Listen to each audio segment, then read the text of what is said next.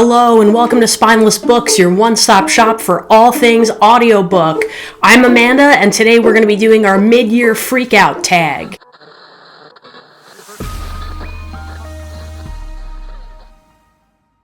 I really can't believe it's only the middle of the year, but I also can't believe it's already the middle of the year.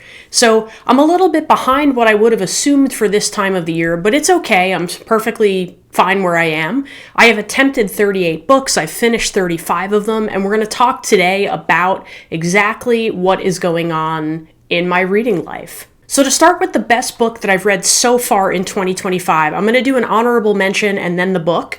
The first book, the honorable mention, I'm going to say The Lion Women of Tehran by Marjan Kamali.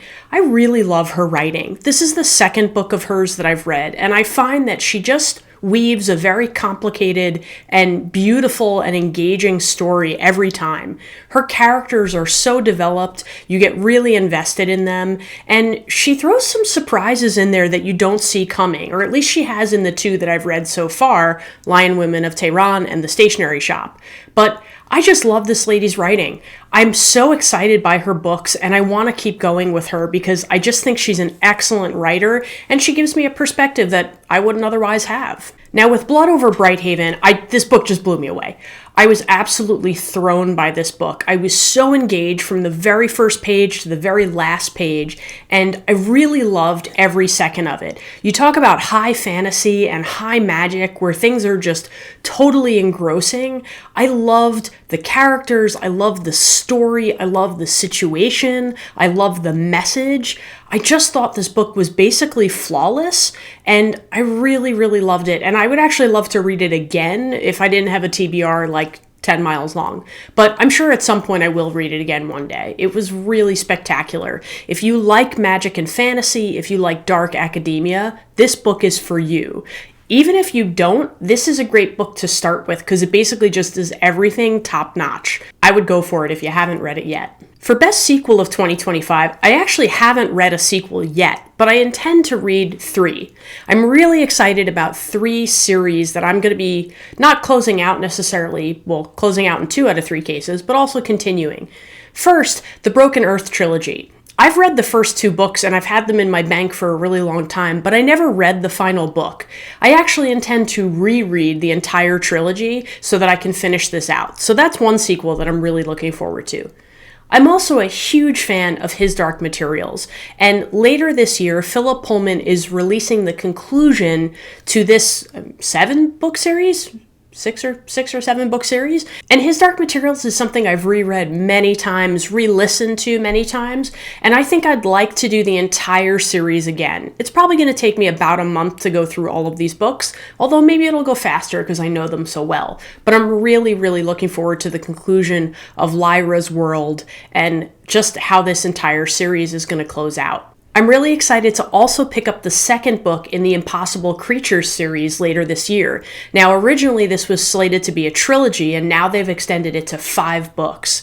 I will be picking up the second one in the fall. I already have it on pre-order. It's called The Poison King, and I might reread Impossible Creatures before I do that one too. I don't know how I'm going to reread all of these books and keep going, but I'm going to go for it. For 2025 new release that I haven't gotten to yet, but I'm really excited about, I'm going to go with Flashlight by Susan Choi. I don't normally read what books are about. I don't know what it is, I just like to go in completely blind and very surprised, and if a book name pops up a lot, I'll pick it up. But this one I happened to be in Barnes & Noble and just decided randomly to pick up the back and read the blurb about it, and it really caught my attention. So I've been waiting to do it because I wanted to get it from the library, and I do have it on hold, but something about Flashlight just keeps popping up for me, and I'm really excited to try it. I don't know anything about the author, and I do know a little bit about the story, but not enough that I know exactly what to expect. My anticipated new releases for the second half of 2025 have kind of already been covered. The Book of Dust Part 3 by Philip Pullman, which will be out, I believe, in October. Really looking forward to that conclusion. And also Impossible Creatures Book 2, The Poison King, which I believe is coming out in September. Now, I have both of those on pre-order already, but I really can't wait. For biggest disappointment of 2025 so far, I have 2 books that come to mind, and they are both books that I DNF'd or did not finish. Now, both of them, oddly enough, were pretty good, but I just couldn't get myself through them. One was Gideon the Ninth, and the other was City in Glass. Now, I don't know what it was with either one of them. I got way past the midpoint in both books before I just realized I didn't care.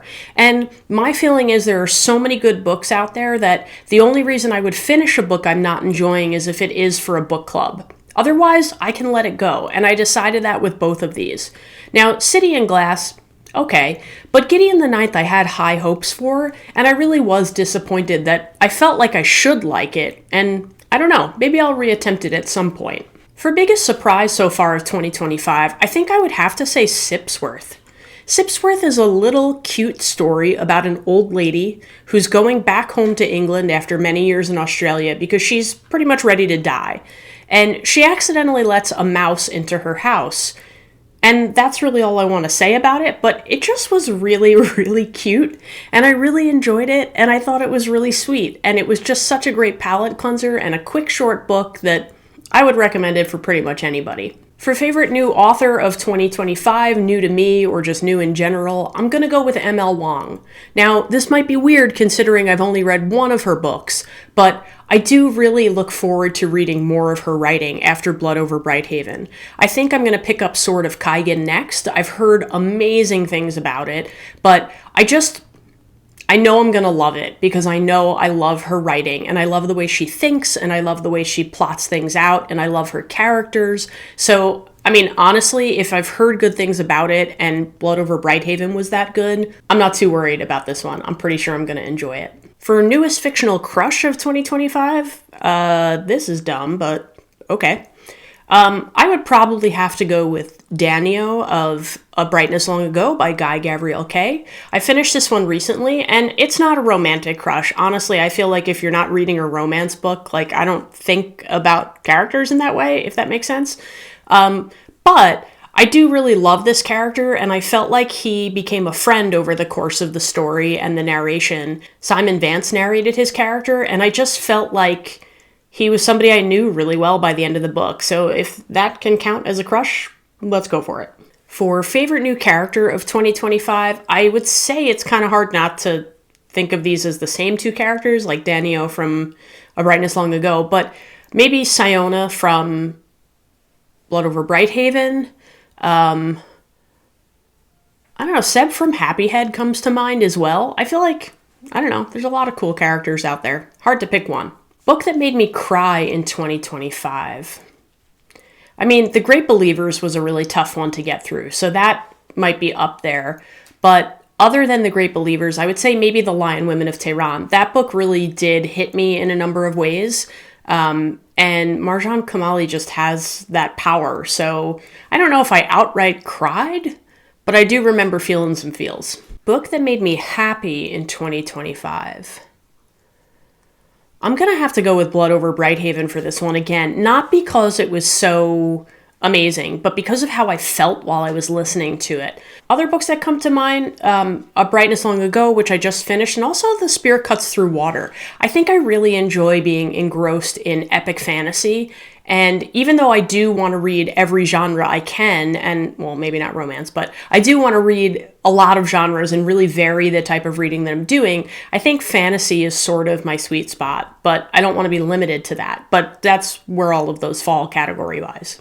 Most beautiful book I've bought this year, I haven't gotten any physical books for myself other than like a cookbook and some reference books, but I think, when you do just audiobooks, it's kind of hard to answer this question. However, I did buy as a gift for my friend's children as they were moving across country and had to drive days and days and days. I did buy Tress of the Emerald Sea and Impossible Creatures, and those were really both quite beautiful. So I'm going to go with those, if that counts. For the rest of the year, my goals, honestly, are just to enjoy what I'm doing, to keep reading a pace of a minimum of one book a week, but I'm tending to be able to do a little bit more than that. I do read a little bit slower during the school year as a teacher, but now that it's summer, I feel like I can kind of pick up to a happier pace for me, where I can get a couple of books done, or I can finish a book every 3 to 4 days too if it's really good.